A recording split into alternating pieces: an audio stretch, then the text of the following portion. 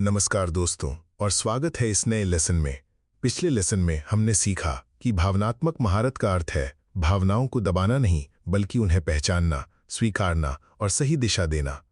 आज हम बात करेंगे भावनात्मक स्थिरता यानी इमोशनल स्टेबिलिटी के बारे में। भावनात्मक स्थिरता का मतलब क्या है? इसका अर्थ यह नहीं कि आपके जीवन में कभी गुस्सा, डर, चिंता या उदासी नहीं आएगी। इसका असली अर्थ है जब ये भावनाएं आएंगी तो वे आपको हिला नहीं पाएंगी, आप उनके बीच भी संतुलित रहेंगे। Thibaut Meurisse master your emotions में लिखते हैं, emotional stability is the ability to remain grounded no matter what happens around you.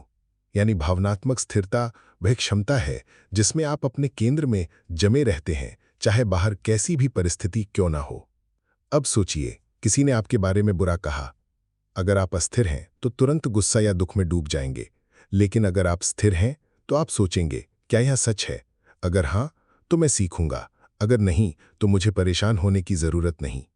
यानी भावनात्मक स्थिरता आपको प्रतिक्रिया यानी रिएक्शन की बजाय प्रतिक्रिया चुनने यानी रिस्पॉन्स की क्षमता देती है।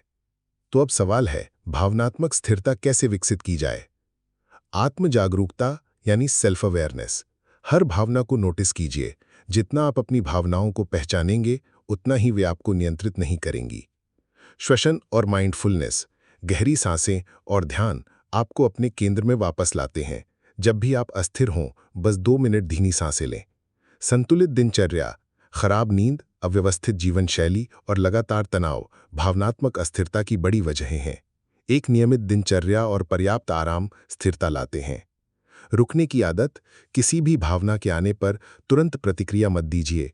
5 सेकंड रुकिए, सांस लीजिए और फिर प्रतिक्रिया दीजिए। यह छोटा अभ्यास ही स्थिरता की कुंजी है। गहरी दृष्टि, कभी कभी हमें लगता है कि हमारी समस्या दुनिया की सबसे बड़ी समस्या है, लेकिन अगर हम थोड़ा पीछे हटकर उसे देखें तो पता चलता है कि वह अस्थायी है।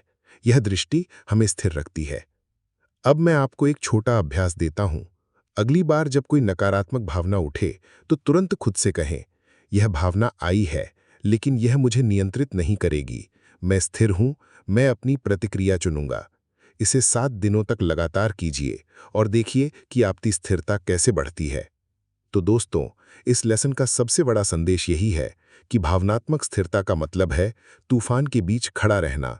आप भावनाओं से भागते नहीं, उनसे डरते नहीं, आप बस उनके बीच भी अपने केंद्र में टिके रहते हैं। अगले लेसन में हम देखेंगे नकारात्मक भावनाओं को शक्ति में बदलना, यानी वही भावनाएं जो हमें गिरा सकती हैं वे हमें और मजबूत भी बना सकती हैं।